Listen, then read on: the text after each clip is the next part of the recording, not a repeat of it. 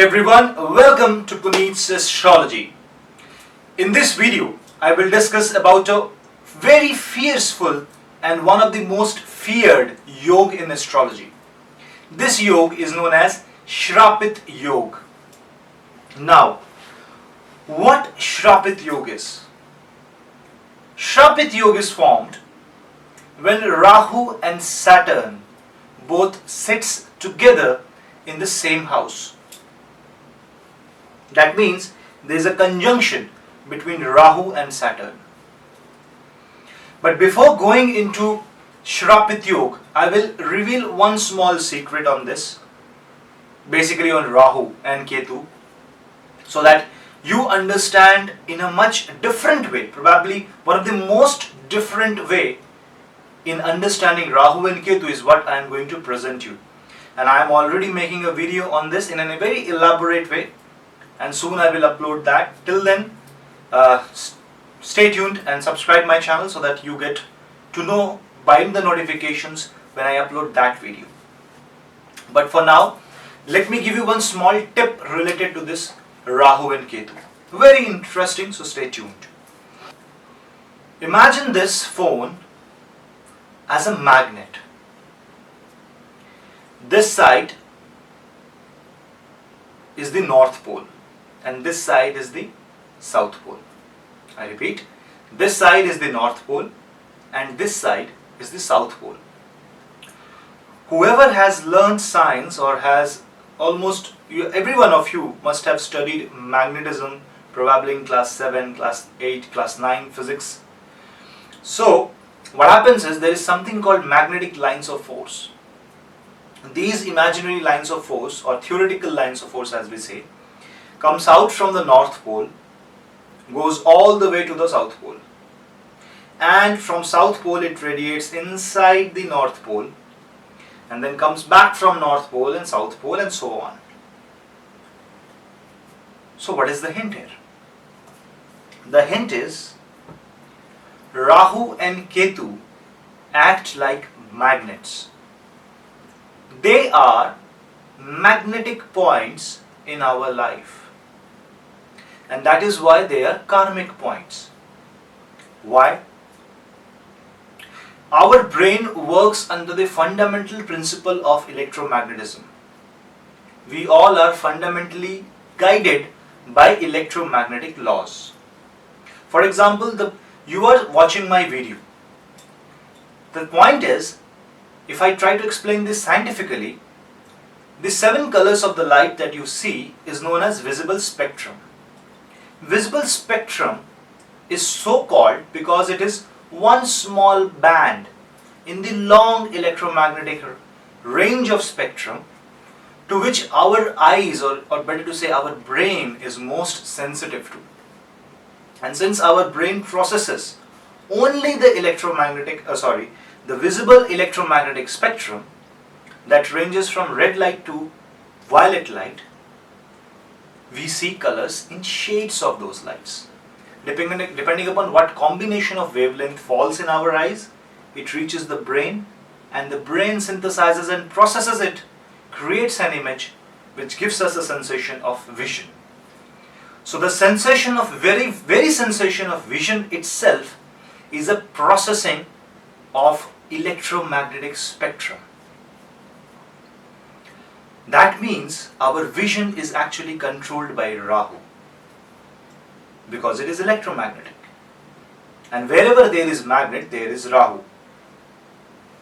I know this is a bit contradicting theory, but I am uploading a very elaborate video on this. Stay tuned, it will take some time for me to prepare on the basis of scientific facts, but surely I will try my best to present most I can, because this is my understanding, my analysis of Rahu and Ketu, and that is what has helped me in prescribing the correct remedies in charts wherever I see there are effects, bad effects of Rahu and Ketu. Now, why did I say this? I said this for one small purpose. Again, I will go back to this magnet. Rahu is the North Pole and Ketu is the South Pole. They are bipolar. they cannot exist alone. Just like single North Pole or single South Pole cannot exist, similarly Rahu alone or Ketu alone cannot function. They work in togetherness. Whatever comes out by Rahu is collected by Ketu, and whatever is collected by Ketu is given as a feedback to Rahu. Again I repeat, whatever is given out by Rahu is collected by Ketu, and whatever is collected by Ketu is given as a feedback to Rahu. So Rahu works on the feedback given by Ketu, and whatever Rahu gives out collects a lot of energy from outside and reaches Ketu. Ketu analyzes it and tells Rahu what to do. Rahu actually works on signals received from Ketu. What I explained just now is a very brief concept or brief scientific analysis of Rahu and Ketu. But this was necessary to understand Shrapit Yoga. Because the way I learn a yoga, or I understand, or the way I look at a chart is not just by a religious way or copybook style, but I follow scientific principles. How can I apply science to it? Whatever science I do. I'm not a NASA scientist, but I'm not even a scientist. I haven't done a PhD in physics, but still, whatever science I know, how well I can apply to that. Rahu combines with Saturn, and that forms Shrapit Yoga. So first of all, we have to know why this yoga is called Shrapit Yoga. The word Shrap means curse in English. So this is the cursed conjunction. This means if you have this yoga, you are cursed by the placement of that yoga. For example, if your Shrapit Yoga is formed in your Lagna, that means you gave curse to an innocent person. If it is formed in your 7th house, this means in the past life, your husband, your wife, your spouse gave you that curse. Or you got a curse from a general public, general arena. If you got a Shrapit Yoga in 4th house, this means you got curse from your mother, someone from your home, maybe someone from your motherland who is like mother to you. So that's why it is called a Shrapit Yoga. It gives Shrap, it destroys everything. But will it? Because what I see is, anyone who is born between 1990 and 1991 will have Shrapit Yoga. Now that doesn't mean the entire population of the world born between 2 years will be destroyed like anything. Are they? If you are born between that time frame, and this doesn't mean that you have a bad time, you may have a good time right now. So actually we have to understand what Shrapit Yoga is, and when it gives good effects, when it gives bad effects, and when it becomes highly destructive. So, Rahu and Saturn. Understand the basic nature of Rahu that I just told you. Rahu emanates out. Rahu is the North Pole. It gives out the lines of force. So wherever Rahu is in your horoscope, it will radiate energy of that house in the entire world. Ketu, which is sitting exactly opposite to that house, will collect that energy. And it will give back the feedback to Rahu. The world is behaving in this way. Rahu will again enhance, manipulate its energy and again radiate it outside. So the basic nature of Rahu is explosion. A kind of a desire, because Rahu is desire. You want yourself to be known. You want to be the North Pole. You want your aura to be radiated outside. And it's not like, okay, I can have it Few years later. No, Rahu is overnight success. You want it right now. You want it anyhow. So Rahu is some planet which believes in if you want, you can get it. And since you want it, it automatically becomes legal or valid. So Rahu validates your thought on selfishness. It will say, since you want it, why don't you get it? And there goes the judgmental attitude of a person.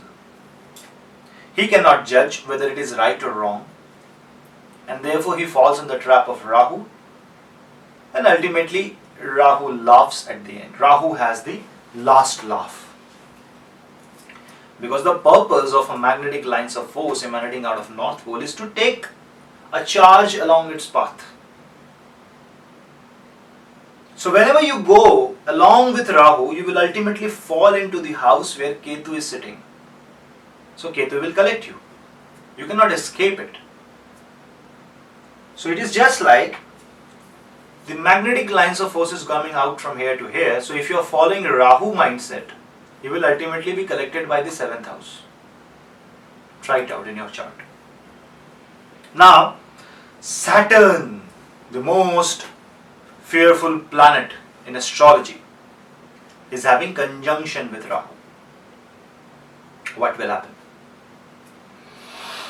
We have to understand what Saturn is. Saturn is a very slow moving planet. It is called Shanashchar, means Shanah charne wala.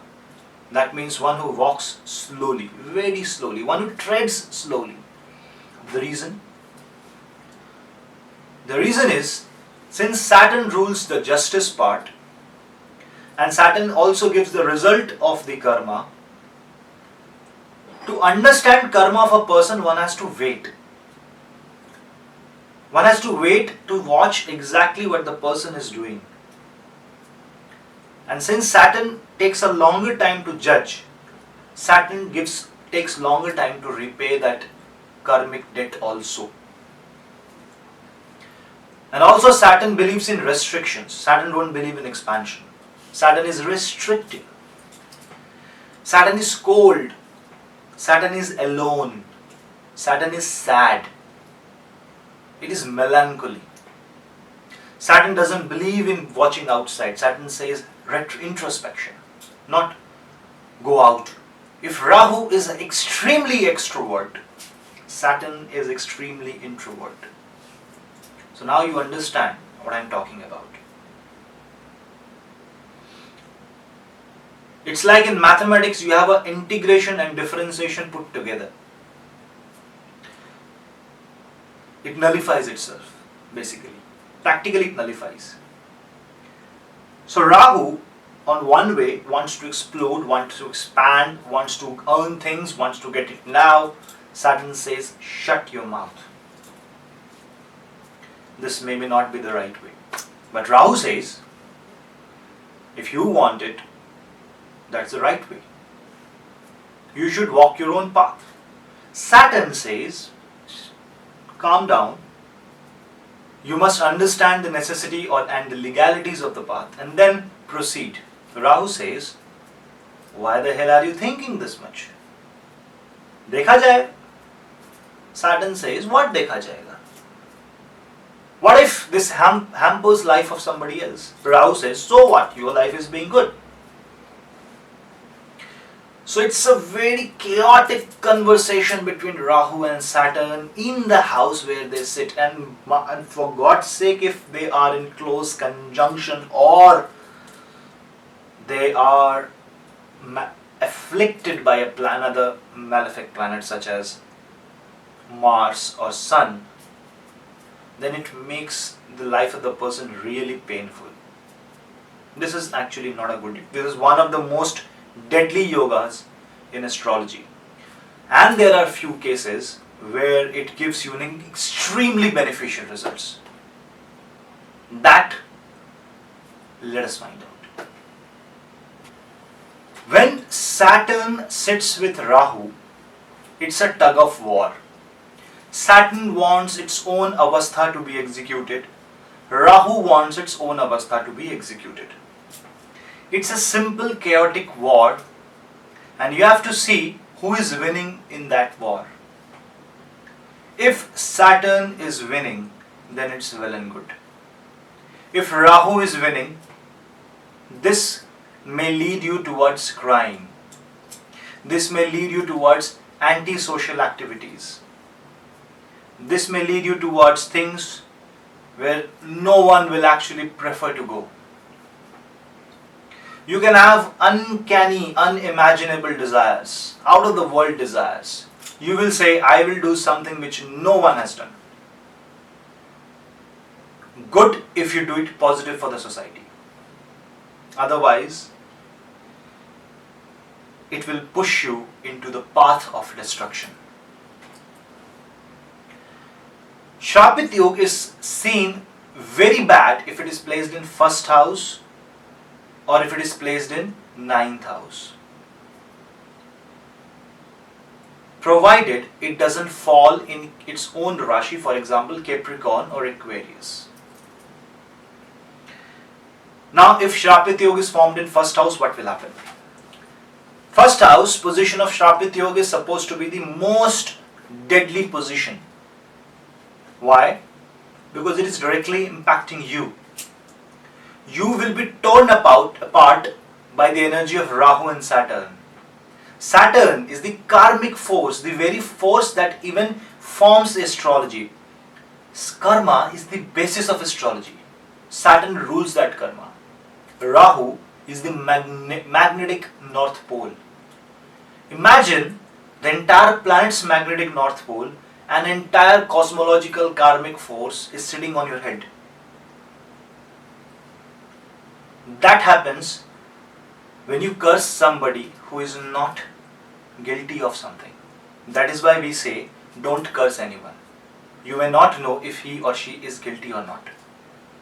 And if your curse has really hampered someone's life in a very bad way, be prepared that in your next life, you will have this Shrapit Yoga in your ascendant. Remember that.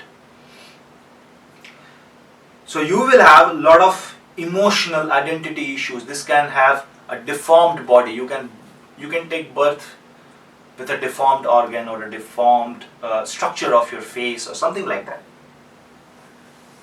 If this yoga is formed in the second house, this destroys your bank accounts. You will not gain anything from your home also. Your mother will not gain anything. Your father will have a lot of diseases. And your father will dominate so much on your mother that your mother will lose that identity of a woman basically in your home. So you will see a lot of conflicts between your father and a mother.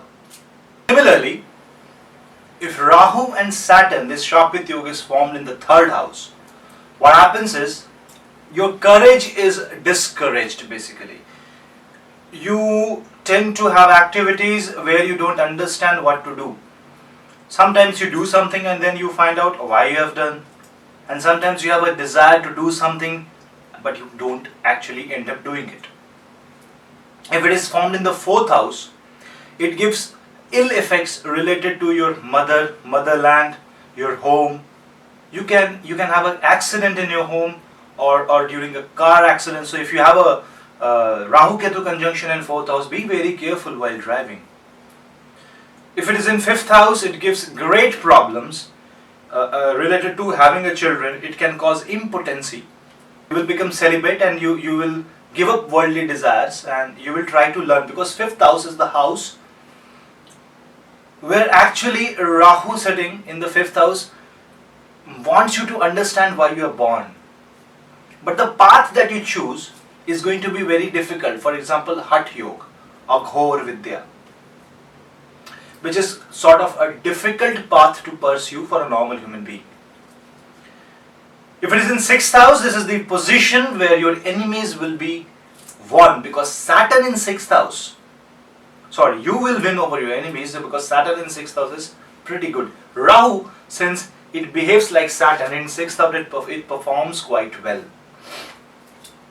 In seventh house, it gives one hell of a marriage. So if you have Rahu and Saturn conjunction in 7th house, and you have no idea whether it is good or bad, consult a good astrologer. But actually remedy this yoga before going into marriage, otherwise it shows death of spouse.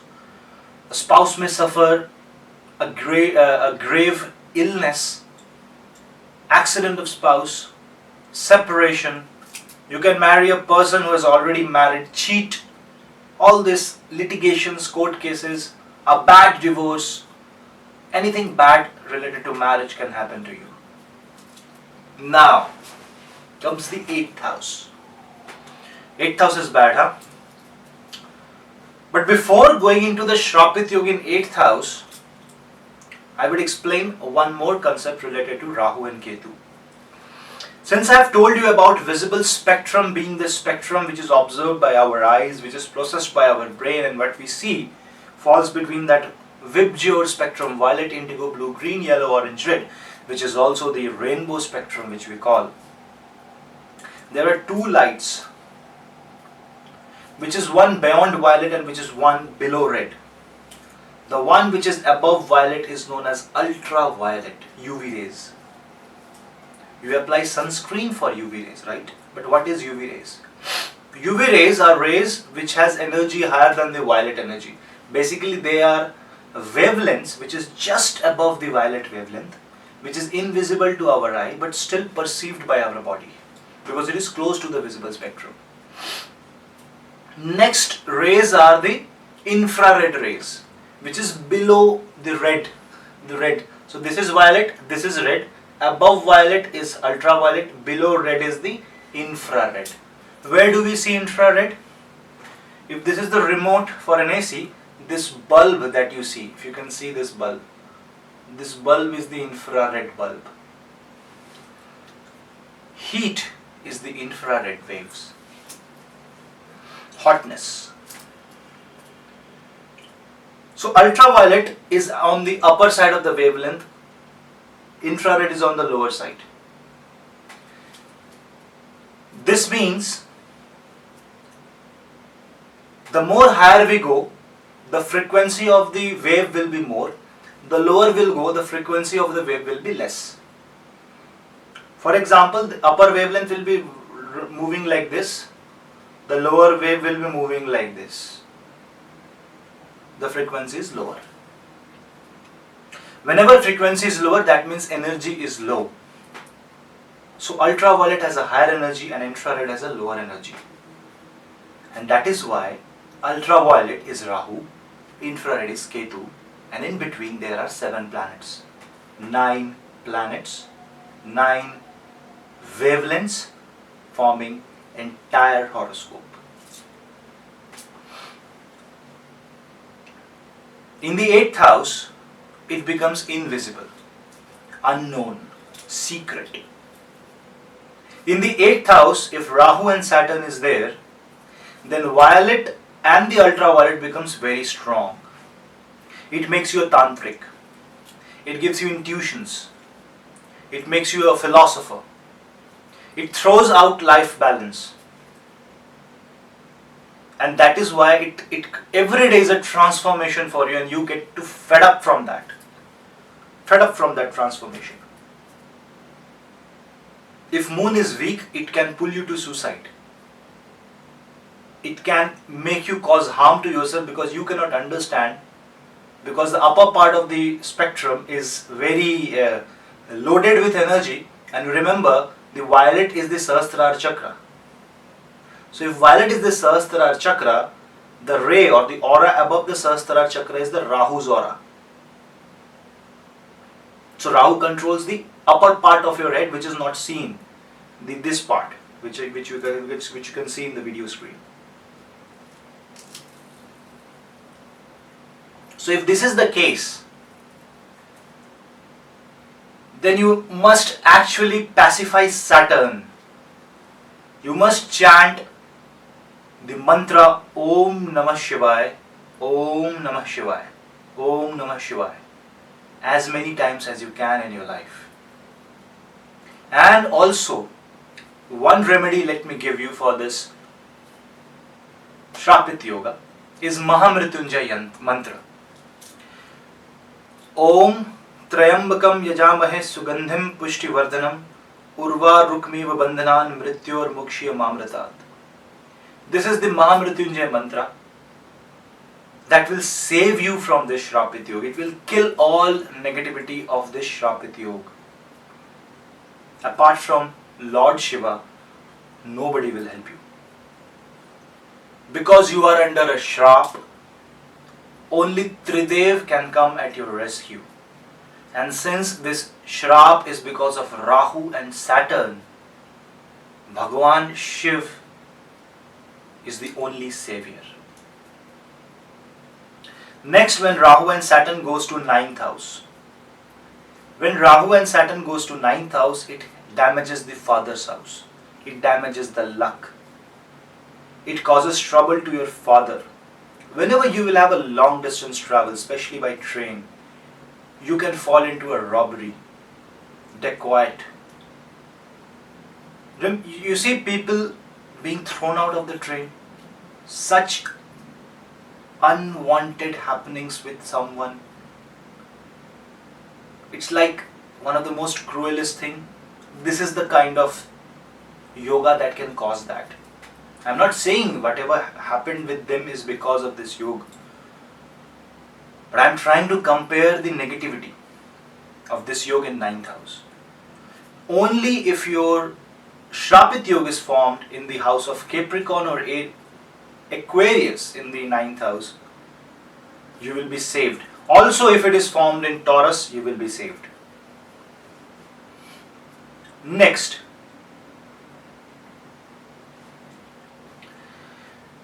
is 10th house. If it is formed in 10th house, well, Saturn is Digbali here, Sthanbali basically. 10th house is the karmic house. Saturn is a karmic planet. So this is, I will say, it is the house where it becomes neutral. In 10th house, Shrapit Yoga doesn't execute itself, but it will give you great difficulty in attaining career because it also does not allow any yoga associated with 10th house to execute. So you will have a lot of difficulty in attaining or maintaining career or switching your job, instability, a lot of pressure on you, always a pressure on you. So if you have that, try to place Shiva's photo, Lord Shiva's photo at your desk. Try to go to office after praying Lord Shiva. If it is happening in 11th house, this placement will drive you to negativity and negative sources of income. But if you control it, if you make your Saturn positive, this will give you positive sources of income because Rahu on one hand is desire and Saturn is execution. So basically, if Rahu is explosion, Saturn is not allowing that explosion to happen because of a restriction. It is kind of you can say, a diffuser of the explosion. So when Rahu wants to have that material desire and wants to give you the source of income for that material desire, and Saturn says it should be done with proper legal execution. Fuse them and you get a perfect source of income, perfect path to follow. But if Rahu overtakes this, then what it will do, you will be overwhelmed by your desire, you will be overwhelmed by the material need, and you will move and you will try to basically work upon things where you should not go to get things which you should not have.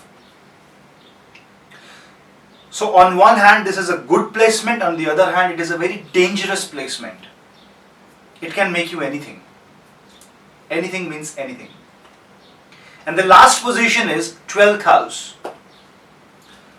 12th house is the house of foreign lands, foreign placement.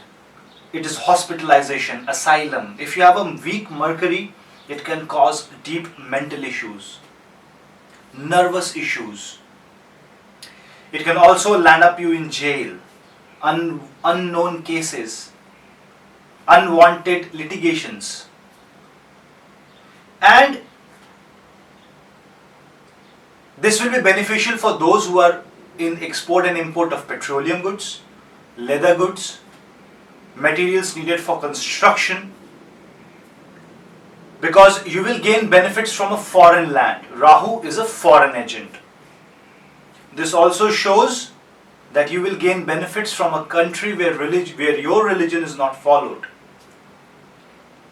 So Rahu and Ketu together is going to create problems, and the best remedy is not to create nuisance in your life, but wherever Rahu and Ketu is sitting, try to understand the karakatva, the bhav analysis of that house, what that house is trying to give you, because you are going to have a very great karmic debt related to that house. That is how you repay your debt. That is how you are punished in this life.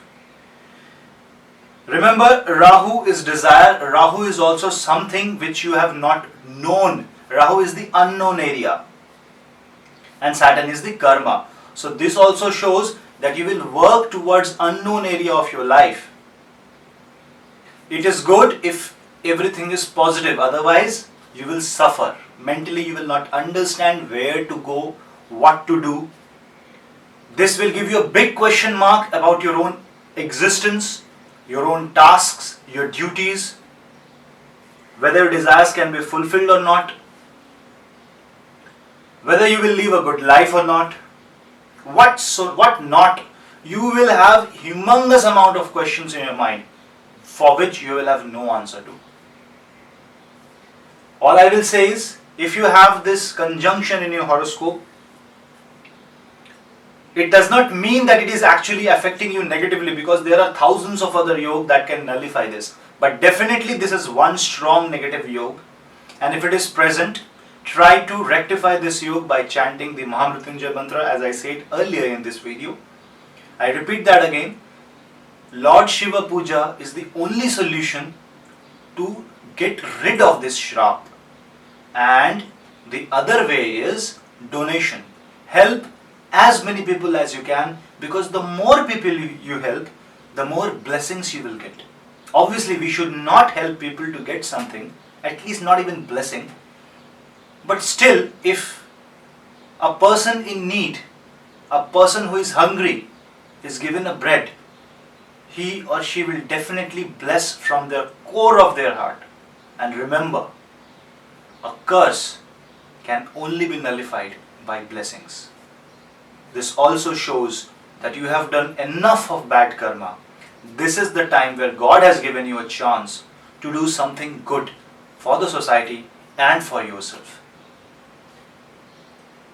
If not to a great extent, to whatever extent you can do, try to give as much as possible to the society. Try to be a good human being, and don't confuse yourself. Neither confuse your karma with anything. Have a definite plan to go ahead, and if you slightest of hint, if you get that you are mentally in a kind of a depressing situation, consult a counselor. Don't wait for things to change. Act upon it, but act in a correct path. Try to have a guru, because Rahu's ultimate enemy, because Rahu is Agyan, Agyan's ultimate enemy is Gyan. Also chanting Guru Mantra Om Gram Greem Grom Sah Gurve Namah is also going to help you. That was my analysis from a scientific perspective on Rahu and Saturn. If you like my video, please subscribe. Click the subscription button below. More videos are coming soon. I will upload a video on the Rahu Ketu transit on the sign of Cancer and Capricorn for the year 2017 and 18. Stay tuned, subscribe my channel. You will get notifications of every video that I will upload. Lot more astrology content coming up. Give me suggestions. My email ID and my mobile number is in the comment section below. I hope you like my video, and if you like, click subscribe. Thank you. This was Punneit's Astrology, and with me, your astrologer, Punneit.